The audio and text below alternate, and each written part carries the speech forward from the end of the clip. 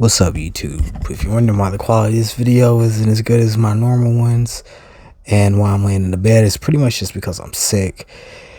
I'm not feeling good. It's just that time of the year and, my kids are sick. So I'm not really going to edit this video, but I still want to give my thoughts on the Jamaine Ortiz versus Vasyl Lomachenko fight. Now, Vasyl Lomachenko is coming off a pretty long layoff. His last fight was with Jamaine Herring. Or no, his last fight was with Richard Comey, where he pretty much dominated Richard Comey, just similar to how he did with Nakatani. He was able to get on the inside once, use his angles. Once he established his rhythm, he was pretty much able to just go in there, and it was just an uphill battle for Richard Comey from the time that Lomachenko was able to establish his rhythm, because he's kind of a very rhythmic fighter. Like, he studied Ukrainian dance. He's very similar to Alexander Usyk in that way. I guess they both have, maybe they studied a similar fighting style because they're both from the Ukraine. But essentially what he does is he uses different angles. He uses constant fluid motion of his hands and feet. He establishes a favorable angle. Then he starts to attack you with combination punches. And then as he starts to get your timing down and as he starts to get your rhythm down, then it's like almost impossible to get him off you. Really, the only two strategies that we have seen that have been able to work against Vasyl Lomachenko is someone like Teofimo Lopez. When he got the angle, Teofimo Lopez, instead of engaging him, he would just push him off with his forearm, because Teofimo Lopez was much bigger than Vasyl Lomachenko. So he pushed him off with his forearm.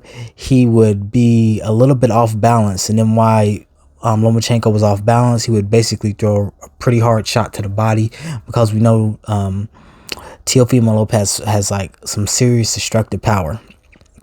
And that power is real, y'all. It's very real. And that was enough to keep Lomachenko at bay for the most part. And also he was using a pretty good boxing fundamentals and things like that to make sure that Lomachenko didn't get the favorable angle. And he was using his footwork and his jab to the best of his ability as well. Now Jamaine Ortiz, he does have the advantage of Lomachenko in size, similar to how Richard Comey had the advantage of Lomachenko in size, and Nakatani had the advantage to Lomachenko in size.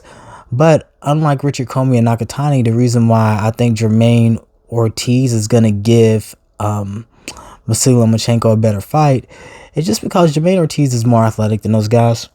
He's quite a bit faster, and I'd probably say punches just as hard as them, but he's quite a bit faster, and I wouldn't say he has a whole lot better footwork than them, but his footwork is more fluid, and he does use more footwork than them, and like I said, he is relatively quicker than them. So the way I see this fight going, I see Vasyl Lomachenko coming in the ring, with a little bit of ring rush, just doing what he normally does and downloading data from Ortiz.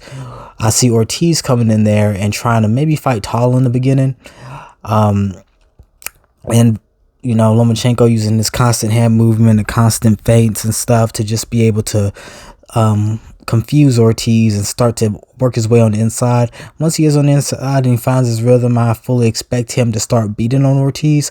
Also, Ortiz does have a habit of keeping his hands down, and Ortiz does have a habit of throwing a lot of combinations without really being too mindful of what's coming back at him, which almost got him knocked out in a previous fight. So he does have those weaknesses, but I think that's more to do with the fact that he was overconfident and young, and those are flaws, just like I said about that fight with what's that one light skin dude, Blair the Flair Cobbs. Just like I said about Blair the Flair Cobbs and his last fight with Maurice Hooker, that if Blair the Flair Cobbs could work on some of his glaring weaknesses defensively, he can pretty much win that fight just by being the better athlete. But even if Jamaine Ortiz does manage to sew up a lot of those defensive flaws that he has, he's in the ring with a much more cerebral fighter, a much more smarter fighter, and a fighter who is much more talented than him, essentially, because I just don't see Jamaine Ortiz as one of the top guys at 135. I don't think anyone does. I don't think anyone is even picking him to win this fight. But I will say this, that chance that he does have, if he goes in there similar to how Teofimo Lopez fought in the beginning of that last fight, and he's able to like physically start pushing on Lomachenko, he really starts to go to Lomachenko's body, or if he just goes the Salido route and he really stays on Lomachenko and he plays dirty, you know, there's a chance that he could frustrate Lomachenko. There's a chance that he could, you know, make the fight more competitive, because like I said, he's a decently tough puncher. He's very fast, you know. I just think he lacks skill. He doesn't lack skill. He lacks the skill to compete with Lomachenko, in my opinion.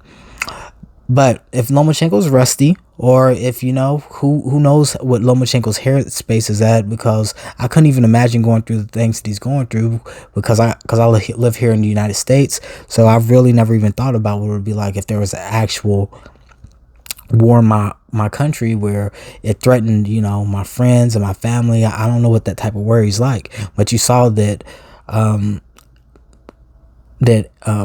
when whatever his name was, Alexander Usyk fought AJ Anthony Joshua, that he was able to overcome those things, and he was able to actually use those emotions to fuel him to press forward and, you know, beat Anthony Joshua again, just using his advanced head movement, advanced foot movement, being able to predict Anthony Joshua, but also being very, very, very tough, and being willing to make those exchanges, and being willing to get hit. And I think that's the biggest difference between of someone like Alexander Usyk and someone like Vasyl Hightech Lomachenko.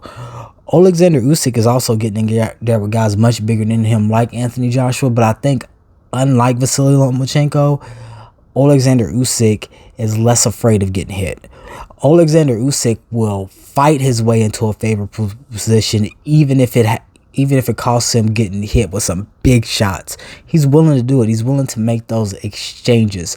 I feel like Vasyl Lomachenko, he's less willing to do it. He's more of a like, I'm going to wait until it's a favorable time. But sometimes it's just not the perfect storm. I mean, there was, when he was fighting Teofimo Lopez near the end, because he was like really getting to Teofimo Lopez, but even that, he had to do that at the exchange of getting hurt. And I think that was kind of the biggest adjustment that he had to adjust to when transitioning from an amateur to a professional, was accepting the fact that, you know, these fights are longer, these guys are bigger, these guys are more talented, so you're gonna get hurt. Because, you know, a lot of times in his amateur career, and a lot of times in his professional career even, he just does not get hurt, you know.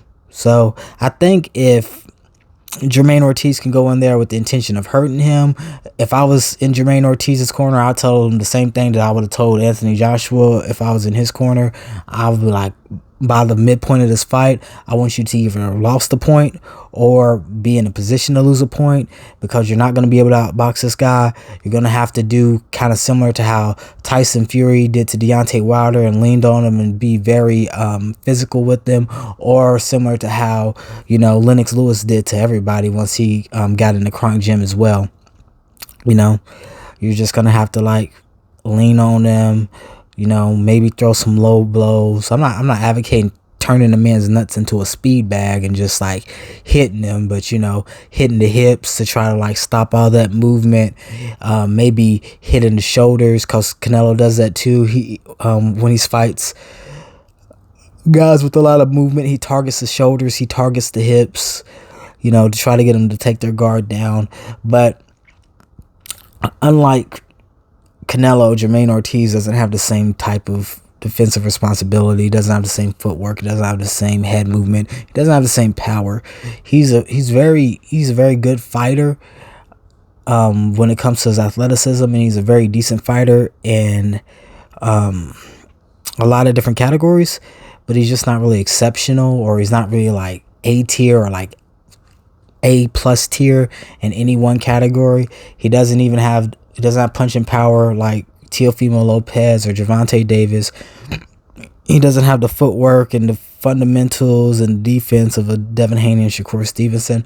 So for that reason, I do think that if he's willing to go in there and sell out and like make Vasyl Lomachenko extremely uncomfortable by willing to get hit, because I do think he is willing to get hit, but you know, that just may make Loma get into his rhythm faster. But if he is willing to go in there, you know, get hit, because he's gonna get hit anyway, and make it a really ugly, nasty fight, I think that he could hang in there and maybe make the fight a little bit competitive, maybe win like 3 or 4 rounds. But I don't think he's gonna win. So I see Lomachenko winning this fight by either, I'm gonna say I see him winning by unanimous decision. I don't think he's gonna knock Jamaine Ortiz out.